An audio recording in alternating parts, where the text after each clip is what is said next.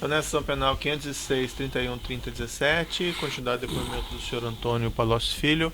Senhor Palocci, o senhor estava relatando então esse encontro que o senhor teve com a Dona Marisa. Dona Marisa, então, eu falei para ela que o presidente Lula tinha pedido para eu atendê-la e ver se podia ajudar alguma coisa. Ela me relatou que o Lula estava com muito pouco tempo e ela queria agilizar a busca de um local porque ela estava vendo, já ela estava no Alvorada, onde estavam todos esses bens, que ia sair de lá caminhões com esses bens e ela ia ter que lidar com isso.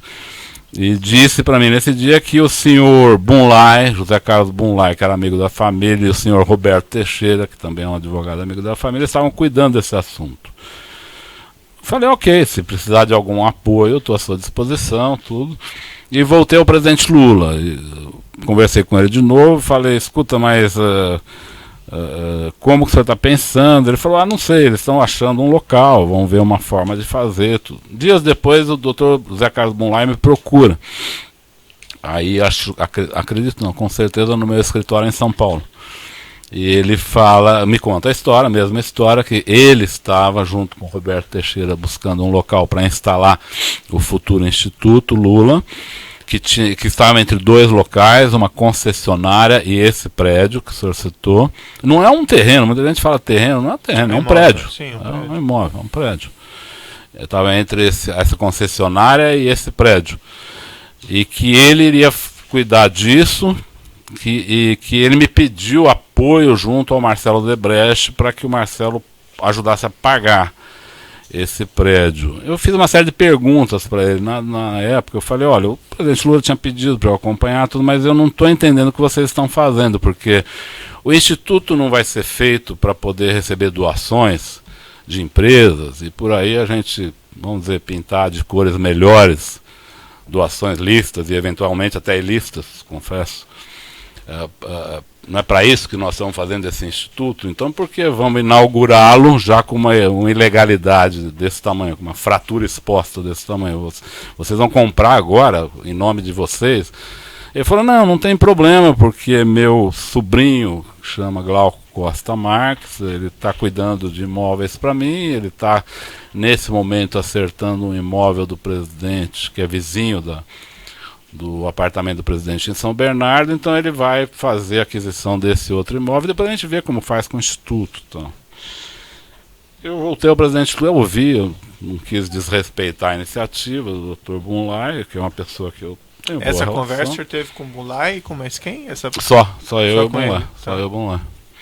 Aí eu voltei ao presidente Lula, eu falei, presidente, do que se trata esse apartamento? Eu nunca tinha ouvido falar dele. Aí ele me explicou que era um apartamento que a segurança do presidente tinha alugado, que era vizinho do apartamento dele, a segurança tinha alugado por motivos de segurança presidencial, e que ele gostou daquele apartamento, que ali ele era um andar com 2 apartamentos, para ele, que ele tem 5 filhos, para ele ficaria melhor, ele estava pensando em comprar esse apartamento. Essa informação que ele me deu apenas. Aí eu voltei a falar com ele sobre o prédio do Instituto, eu falei da minha conversa com o Mulay e falei, olha, eu estou preocupado, eu não gostaria de fazer desse jeito. Acho que o senhor está fazendo um instituto para receber doações e fazer sua atividade, não sei por que procurar agora um terreno, por que não esperar receber, não tem problema nenhum receber uma doação da Odebrecht, mas que seja formal, né? Ou pelo menos que ela seja revestida de formalidade, né?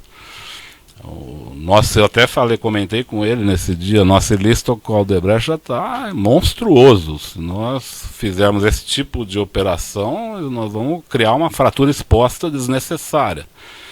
Ele, vamos ver, tal, a coisa. Aí o Marcelo Odebrecht me procura dias depois. Não teve conclusão minha conversa com o presidente.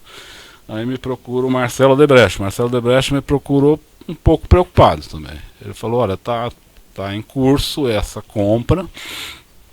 Eu tô achando estranho. Eu tinha falado já uma vez pro Marcelo que ia ter o instituto, que ele deveria ser um doador. Eu já tinha tido essa conversa com ele, mas pensando em 2011, 12, né? Ele concordou, ele disse que tinha feito doação para o Instituto Fernando Henrique, que faria também para o Lula. Normal, uma conversa normal. E aí o Marcelo veio com uma certa preocupação. Ele falou, olha, já estou tentando fazer aquela contribuição, mas tem o Dr. Roberto e o Dr. Bunlai já estão adquirindo o prédio, pediram para que eu fizesse o pagamento. Eu queria ver com você, o que você acha. Não tinha conversa dessa planilha ainda, você entendeu? Foi uma conversa mais do que eu achava. Essa planilha vai aparecer uns meses depois, na verdade. Aí eu voltei ao presidente Lula e falei, olha, tá acontecendo isso. Mas a Marisa quer assim, não sei o que, ver o que você pode fazer. O Marcelo voltou a falar comigo, foram várias reuniões isso, né?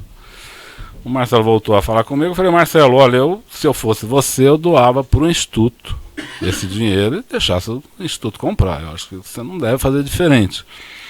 Ele falou que tinha tentado fazer isso e que o Paulo Camoto, presidente que viria a ser presidente do Instituto, disse que o Instituto não estava pronto para receber a doação.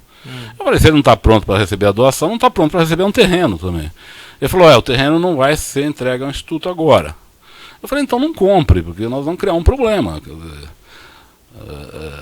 ele falou, mas há muita pressão para que seja comprado do meu pai, ele falou do pai dele. Eu só fui entender depois, porque havia pressão, porque o pai dele queria levar o pacote do pacto do final do ano para o presidente Lula, então ele tinha que ter esse terreno.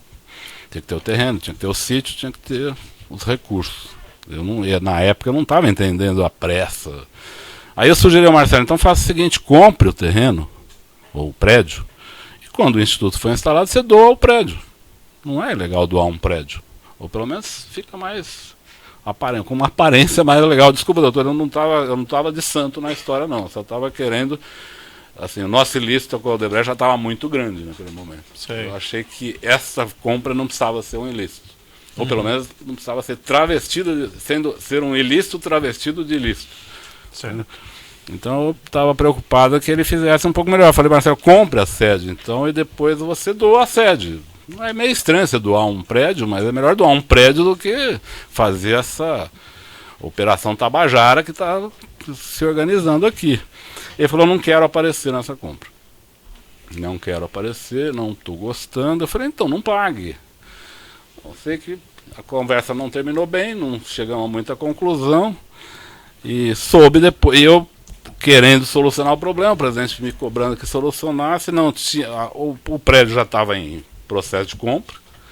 Eu fui cuidar da campanha, não mais vi o andamento disso. Pedi para que o Brani, por isso que tem alguns e-mails para o Brani, como eu me atolei na campanha eleitoral nesse momento, pedi para que o Brani olhasse, recebesse os e-mails, me passasse quando tivesse alguma coisa, e quando comecei a acompanhar de longe isso. Não consegui comprar o imóvel do jeito que eu queria. Desisti da minha tentativa. Mas o Odebrecht comprou, o Odebrecht então. comprou. Mas e o senhor ficou sabendo? Fiquei sabendo. Isso lhe foi informado por quem? Por todos eles. Todos eles. Quando começou o ano 2011, todo mundo tinha sabido que o Odebrecht comprou um prédio. Eu ficava perguntando para ele, e aí, agora? Como é que vocês vão fazer? Eu perguntei para o Bunlai, como é que vai fazer agora? Eu não conhecia a DAG. A DAG, construtora, tem um prédio que vocês querem dar para o presidente Lula, vocês vão dar, vocês vão vender. E ninguém tinha resposta para isso. Eu falei, acho que vocês fizeram uma atrapalhada. Entendeu? Isso foi assim até um dia que o presidente Lula me chama no Instituto, isso já em final de 11, se não me engano. Ele me chama e fala, o que você acha desse prédio? Eu falei, presidente, acho o que eu sempre achei. Eu tinha feito um projeto para o Paulo Camoto de fazer um instituto, até tenho esse projeto ali, até foi dentro do meu computador apreendido, está esse projeto lá escrito. Eu tinha feito um projeto de financiamento do instituto, com contribuição de empresas, as parceiras do governo. Insisto aqui de novo, doutor, não estou querendo dar de santo, eu queria ir atrás dos parceiros que o governo tinha criado vantagens para que eles dessem doação para o instituto. Eu entendi que era isso, a criação do instituto era para receber as doações prometidas, né? Eu falei para o presidente Lula, eu achei que era isso que você ia fazer. Agora, já começou comprando um terreno de uma forma completamente torta, o senhor não tem como pôr para dentro esse terreno. Acho que isso aí vai virar uma confusão, um dia nós vamos acabar num lugar como esse que nós estamos aqui. E ele falou, eu acho que está ruim mesmo, e pediu para que eu fosse na casa dele 2 dias depois, numa reunião com ele, a dona Marisa, o Dr. Roberto Teixeira, o Bunlai e o Paulo Camoto. Por que ele pediu para que eu fosse? Eu falei, olha, não tenho, eu me distanciei desse assunto, o prédio está comprado, eu não posso fazer nada. Ele falou, não, vá lá e me ajude a convencer a Maria, Dona Marisa, de que esse prédio é inadequado, a compra foi inadequada, porque se eu fizer isso, ela vai ficar brava comigo, porque ela fala que eu não cuido disso, tal. Se você fizer, ela vai entender melhor, porque ela gosta de você, ela te entende, tal. Eu fui lá achando que ia ter uma discussão, uma briga com a Dona Marisa, mas na verdade tive uma briga com o Dr. Bunlai e o Dr. Roberto Teixeira, que achavam que a compra tinha sido absolutamente normal, e acho aqui, doutor, que do ponto de vista deles, que são homens de negócio, era normal, entende? Não estou aqui criticando as pessoas, não. Do ponto de vista de negociadores, de pessoas de negócio, comprar, alguém pagar, alguém pôr outro para pagar, tá? Isso no mercado ocorre. Mas no conjunto era um ilícito grave aquilo. No conjunto, considerando a pessoa do presidente Lula, o governo, o Odebrecht, o Instituto Lula, aquilo era uma fratura exposta, era um convite à investigação. Né? E como é que as coisas... Aí a reunião andou mal, foi muito ruim, mas a Dona Marisa, eu quero ser honesto com o senhor, não fez nenhuma exigência, ela concordou na hora e achou que devia dispensar esse prédio, por isso esse prédio foi dispensado. E aí como é que ficou? O Odebrecht pagou pelo prédio e daí não ficaram com o prédio, e daí como é que... Aí eu soube depois pelo Marcelo. O Marcelo me falou, ele estranhou, que não quiseram. Eu fui a ele, falei, olha, eu até falei para ele, desculpa, mas eu participei da decisão de não querer esse prédio, porque ele está, vamos dizer, bichado, né, do ponto de vista de licitude. Né? Não tem como. Ele falou, então eu vou pôr a OR, uma parte da Odebrecht imobiliária, para tentar outras alternativas, vou ver um jeito de repor esse dinheiro. Não é? E vamos ver se a gente arruma outra alternativa. Ele reagiu com naturalidade.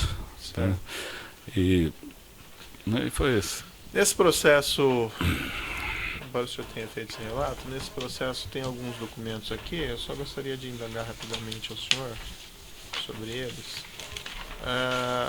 Ou antes, o senhor Branislav Conti, que o senhor mencionou, era seu espécie meu secretário? Ele, na época ele trabalhava comigo no Congresso Nacional. Sim.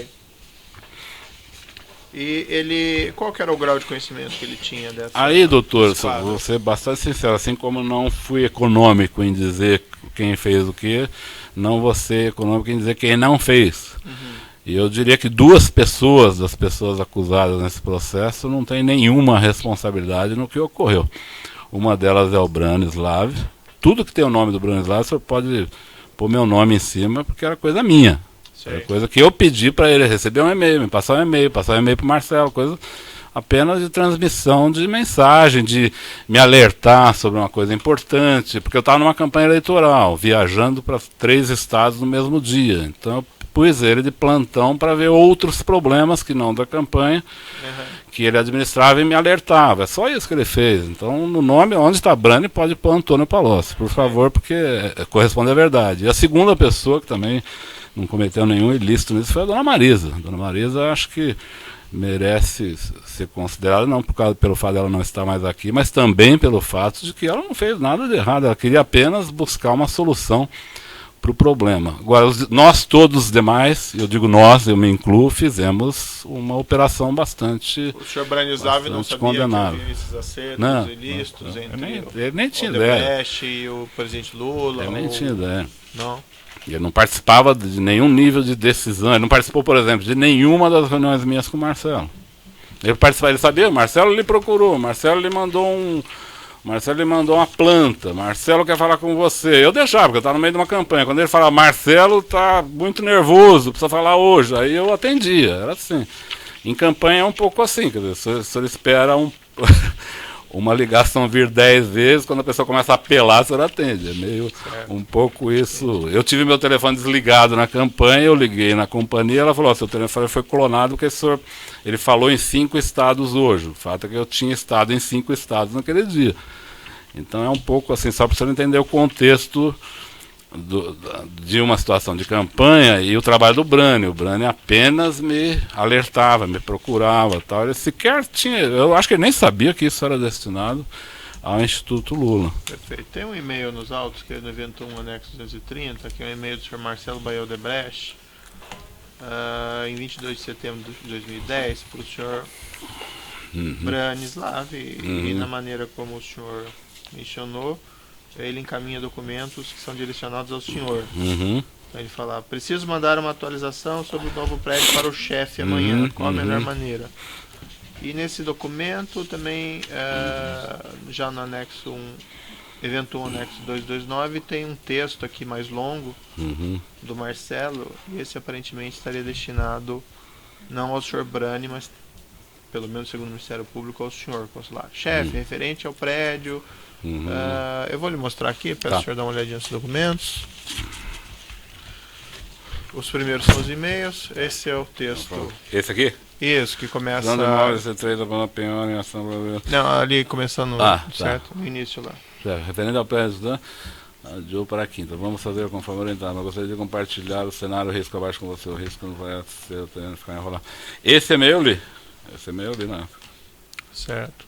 E ele fez parte desse período, doutor, excelência, que eu estava conversando com o Marcelo, e ele preocupado e eu preocupado também, com um imóvel que estava sendo adquirido de forma inadequada, um imóvel inadequado com sócios que estavam numa situação pendente, com pendência junto à prefeitura. Era tudo isso que tinha.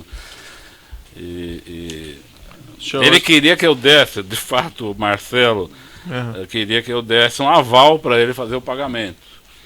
Eu falei, Marcelo, você faça o que você achar que deve. Eu estou achando que isso aqui é Tabajara 7 Cruzes, entende? Agora, assim, falei para ele também, você é conhecido do lado do presidente Lula como alguém que dificulta as coisas também. Você vai ficar, nós vamos ficar culpados se não acontecer. Você decide o que você acha. Eu insisti, eu acho que ele devia depositar esse dinheiro no Instituto Lula. Ele falava, não tem Instituto Lula, espera ter e fala, estou aqui com 12 milhões para doar para a sede do Instituto, anuncia no jornal isso. Não é? Quer dizer, você não quer fazer através do Instituto aparecer uma relação que já está bastante comprometida, já tem muito ilícito, na verdade. Então o senhor se recorda dele ter alertado, aqui, sim. Dele ter alertado que esse imóvel estava todo enrolado juridicamente? Recordo. Eu sabia, acho que o Bunlai também me falou que tinha problema de família, que ia ter pagamento por fora, que eu falei, olha, eu acho que vocês não deveriam fazer isso. Pagamento no exterior eu nunca soube agora há uma semana, doutor. Que teve pagamento no exterior. No evento 928, anexo 37, tem uma anotação de agenda tratando de uma reunião. Supostamente estaria o senhor. Peço só para o senhor dar uma olhadinha. Evidentemente o senhor não deve recordar as datas, mas o senhor se recorda de ter participado de uma reunião com o Roberto Teixeira e com o executivo da Odebrecht Eu não conheço o Dr. Paulo Melo nem Rodrigo Salles. Eu vi no processo essa reunião. Essa reunião, não, acredito que não tenha ocorrido, porque até hoje eu não conheço o Paulo Melo nem o seu Rodrigo Salles. E não fiz nenhuma reunião com o senhor Roberto Teixeira sobre este prédio. Nunca. Fiz com o Bunlai, mais de uma, com o Marcelo mais de uma, com o presidente Lula diversas. Eu conversei com o seu Emílio, com o Alexandrino, com todas as pessoas, mas nunca com o senhor. Eu tinha entendido antes que o senhor disse que tinha se reunido com o senhor Roberto Teixeira também, sobre esse prédio? Não, sobre o prédio não. Não, eu reuni na casa do presidente Lula no último ato da discussão do prédio, isso é verdade. Mas no processo de compra, não. Não. No processo de compra eu reuni com o Bunlai, com o presidente Lula, com o senhor José Carlos Bunlai, com o presidente Lula e com o Marcelo Odebrecht. Nunca com o Roberto Teixeira. Com o Roberto Teixeira eu me reuni nesse dia na casa do presidente Lula, quando se resolveu não trazer o prédio para o Instituto. Então essa reunião, doutor, pode ser que ela tenha ocorrido. Eu realmente não me lembro, até porque não conheço até hoje essas pessoas. Perfeito. Consta aqui também no evento 972, anexo 2, um e-mail do Sr. Marcelo B. Odebrecht, 30 de março de 2010, para o Sr. Branislav. E ele começa assim, Brani, tudo bem? Diga ao chefe que a única maneira de evitar... Eu vou lhe mostrar aqui, só lhe perguntar se o senhor se recorda qual que é o conteúdo desse... do que você estava tratando, assim, se é que esse e-mail chegou no senhor... Isso é exatamente diz respeito a 470. A MP 470. Refiz a crise. Refiz a crise. Aqui, doutor, o que aconteceu? O Marcelo discutiu muito detalhe comigo em relação a 460, porque ela estava no Congresso. Ela não era uma medida do governo. A 470 era uma MP de Minha Casa Minha Vida, em que o Congresso fez uma emenda. Então todo o assunto da emenda técnico estava dentro do Congresso, então ele discutia comigo detalhes do projeto. No 470, diferente, que era o refis da crise, ele não estava sendo elaborado no Congresso, estava sendo elaborado no Ministério da Fazenda. E às vezes o Marcelo mandava detalhes para mim. Aí eu respondi para ele: Marcelo, isso você tem que tratar com o ministro Guido Mantega, porque não está aqui. Não tinha sido enviado, não tinha como tratar um detalhe de um projeto que está sendo feito no Ministério da Fazenda. Então eu recebi vários e-mails dele, não só esse, mas normalmente esse tipo de e-mail eu retornava para ele dizendo: olha, isso você precisa ver com o ministro Mantega, nós só vamos atuar nisso quando ele estiver aqui. Eu não tinha como falar do detalhe de um projeto que estava sendo elaborado por um técnico do Mantega. Provavelmente nem o ministro Mantega estava tratando desses detalhes nessa o senhor fala que o senhor Branislav ele não tinha responsabilidade, mas nessa planilha aqui, a referência em 2012 a 2013, segundo o senhor Marcelo Odebrecht, diversos lançamentos de débito a título de programa B, que ele afirma que seriam saques, vamos dizer que seriam retiradas de valores em espécie, e B seria Branislav e o destinatário seria o ex-presidente. O senhor pode esclarecer isso?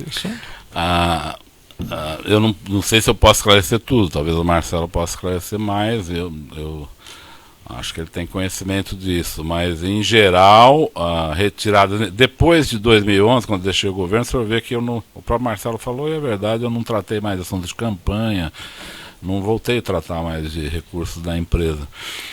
Mas talvez em 12 e 13 eu volto a tratar de alguns recursos a pedido do presidente Lula. Então tem um episódio que o Marcelo relatou que é verdadeiro. Ele fala num pedido que eu fiz a ele de 4 milhões para o Instituto Lula. Você se recorda disso? Sim.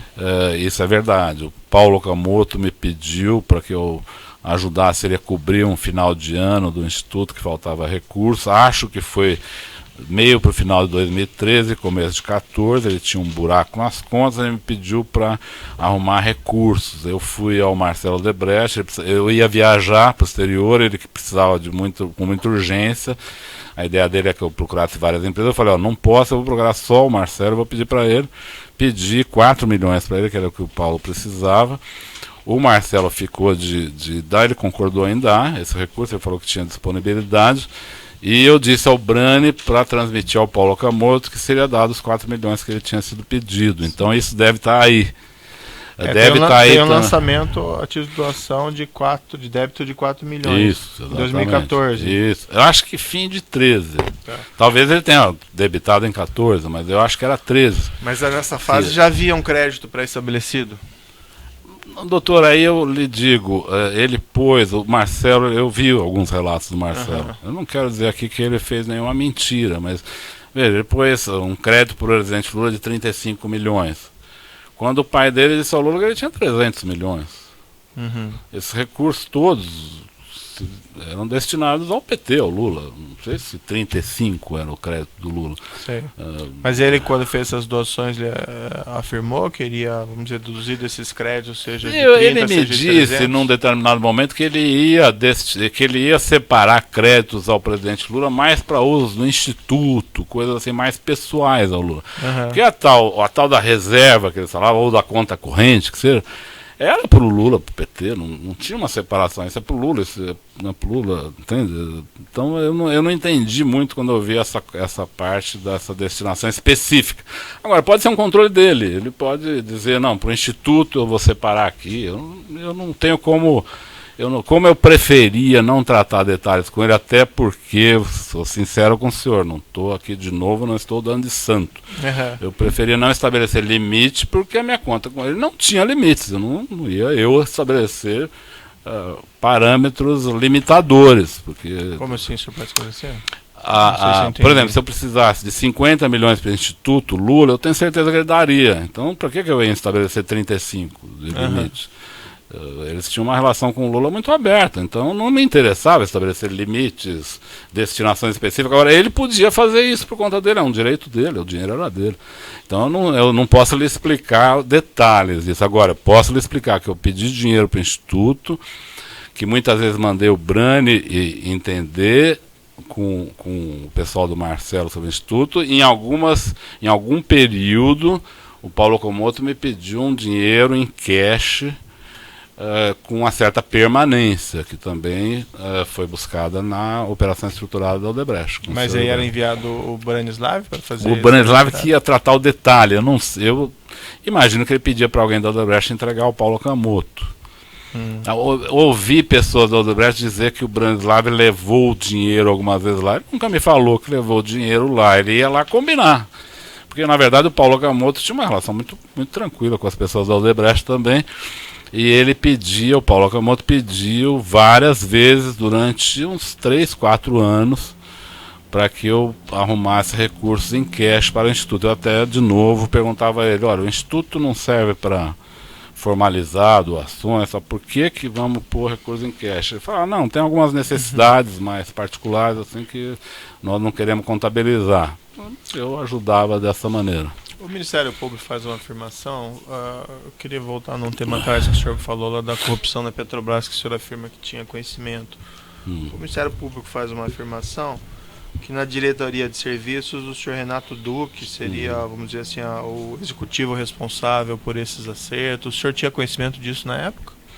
Olha, sendo bastante claro, com o senhor bastante franco, essas pessoas não foram nomeadas com essa finalidade ou com esse perfil. Eu me lembro, até porque eu era coincidentemente, eu era do Conselho de Administração da Petrobras. Certo. Eu não conhecia Renato Duque, não conhecia Jorge Zelado, não conhecia Paulo Roberto. Os conheci por currículo. Entendi. Né? E o currículo deles era de currículos extremamente capacitados para os cargos que eles estavam sendo indicados. Então, eu não acredito que houve um planejamento prévio com esses diretores acerca de listos. Não acredito. Mas que logo se começou a estabelecer comportamentos de vantagem para empresas e de pagamentos, isso começou a ocorrer logo. Mas e como que isso se desenvolveu, se é que o senhor pode, se é que o senhor tem conhecimento? Como é que o senhor poderia descrever? Como olha, isso... é preciso ver o seguinte, doutor, a Petrobras valia, na posse do presidente Lula, 15 milhões de dólares. Bilhões, né? Bilhões de dólares. Em 3 anos ela devia estar valendo 300 bilhões de dólares. Por quê? O petróleo cresceu de valor por causa da guerra do Golfo. A Petrobras achou novas reservas e passou a ser incentivada a grandes investimentos. Então ela teve um crescimento extraordinário. Ao fim disso, ela descobre o pré-sal. Então ela explode. E acho que o pré-sal foi um dos grandes males para o Brasil, porque o Brasil não soube lidar. O pré-sal é uma riqueza, mas é preciso saber lidar com a riqueza, senão ela acaba se tornando um problema, e no nosso caso ela acabou se tornando um problema, porque se fez todo tipo de iniciativa, de processo sem controle, sem estudos adequados, sem cálculos adequados, e que muitos projetos acabaram não saindo do papel, custaram. Pega, por exemplo, a refinaria Premium 1 e a refinaria Premium 2, cada uma custou 3 bilhões e está no papel. Sim. Né? Então eu acho que isso foi ocorrendo progressivamente na Petrobras, não foi uma coisa instalada na Petrobras, foi uma coisa que progressivamente foi ocorrendo. Eu lembro, por exemplo, na diretoria internacional, num determinado momento, o PMDB parou de votar com o governo porque exigia a diretoria internacional da Petrobras, porque já tinha o Cerveró, mas o Cerveró era mais ligado ao Delcídio, não tanto ao PMDB, eles queriam nomear um diretor. Aí indicaram o senhor João Henriques, que o Dr. Gabriel não aceitou, disse que não tinha um currículo adequado, e depois eles indicaram o Jorge Zelada, que o Gabriel aceitou. Mas e se tinha conhecimento que os diretores, apesar de não serem nomeados necessariamente para isso, tinham por função fazer essa arrecadação para os partidos também? Tinha. Em cima de contratos da Petrobras? Tinha. O senhor tinha esse conhecimento, né? Eu tinha esse conhecimento.